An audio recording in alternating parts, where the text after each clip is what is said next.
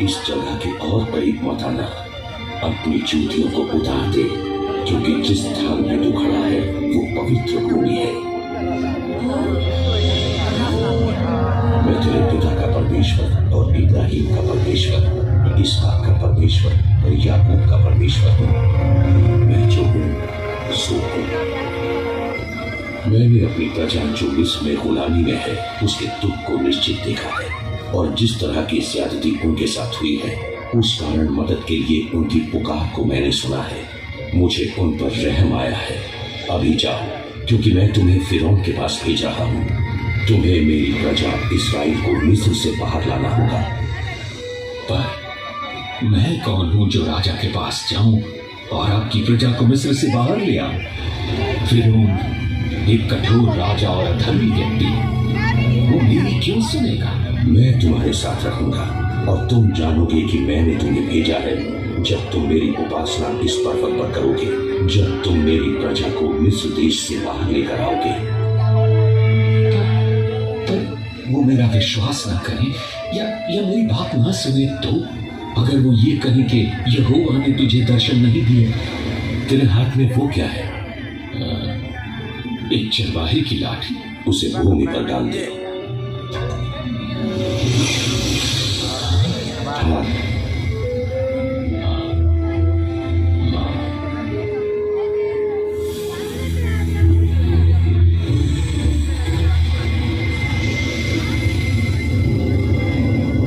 ये मेरे प्रभु, मैं बोलने में अच्छा नहीं हूं, ना तो पहले था और ना ही अब हूं। हालांकि आपने मुझसे बात करी है, लेकिन मुझे बोलने में बाधा आती है और मेरे शब्द इधर उधर हो जाते। मनुष्य का मुंह किसने बनाया है? और मनुष्य बोले या गूंगा हो, सुनने वाला या बहरा, देखने वाला या अंधा, कौन तय करता है? क्या मैं नहीं करता जो प्रभु हूँ? अब जा, जब तू बोलेगा मैं तेरे साथ रहूंगा और तुझे बोलने के लिए शब्द देता रहूंगा।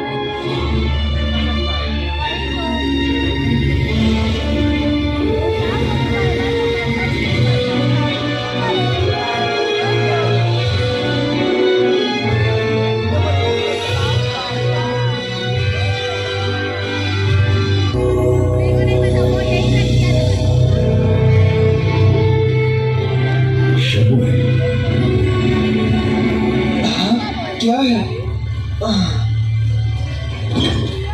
क्या तुमने मुझे बुलाया? नहीं, मैंने तुम्हें नहीं बुलाया। अब वापस सो जाओ।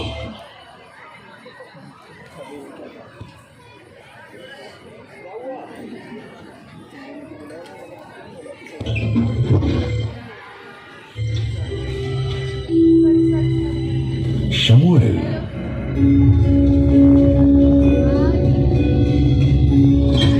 मैं यहाँ हूँ क्योंकि तुमने मुझे बुलाया।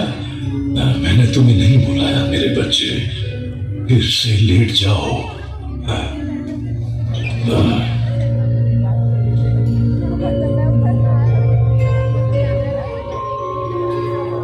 शमूएल,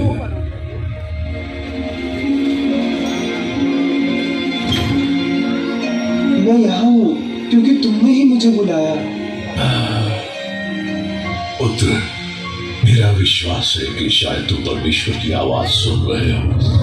यदि वो फिर से तुम्हें बुलाए तो कहना, हे परमेश्वर कह, तेरा सेवक सुन रहा है।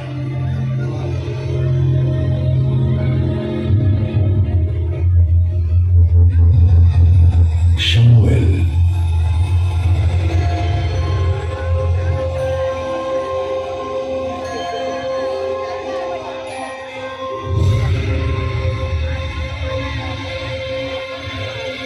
हे परमेश्वर कह, क्योंकि तेरा दास सुन रहा है।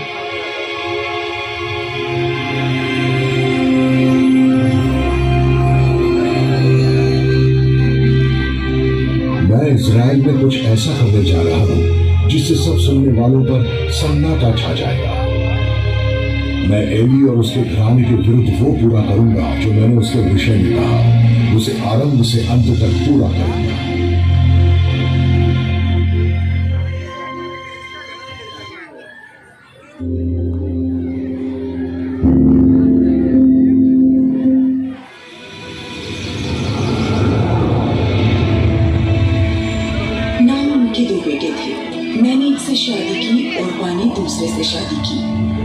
उल्टे मर गए। नाम की देखभाल के लिए कोई नहीं था क्योंकि उसका पति सालों पहले मर गया था। उन्होंने बेतलेहम में अपने परिवार के घर लौटने का निर्णय किया। मेरी जेठानी और मैं उनके साथ आना चाहते थे, लेकिन उन्होंने हमें रोका। क्या तुम अपनी माँ के घर नहीं जाना चाहती हो? यहोवा तुम में से हर एक को दूसरा पति और तुम्हारा अपना एक घर दे। मेरी जेठानी वापस घर चली गई, लेकिन मैं नाओमी के साथ रुक गई। जिधर आप जाएंगी उधर मैं भी जाऊंगी। आपके लोग मेरे लोग होंगे, आपके लोग मेरे लोग होंगे और आपका परमेश्वर मेरा परमेश्वर होगा। जब मैं नाओमी की बहू बनी तब वो मेरा परिवार बनी। जहाँ वो जाती वहाँ मैं भी जाती हूँ।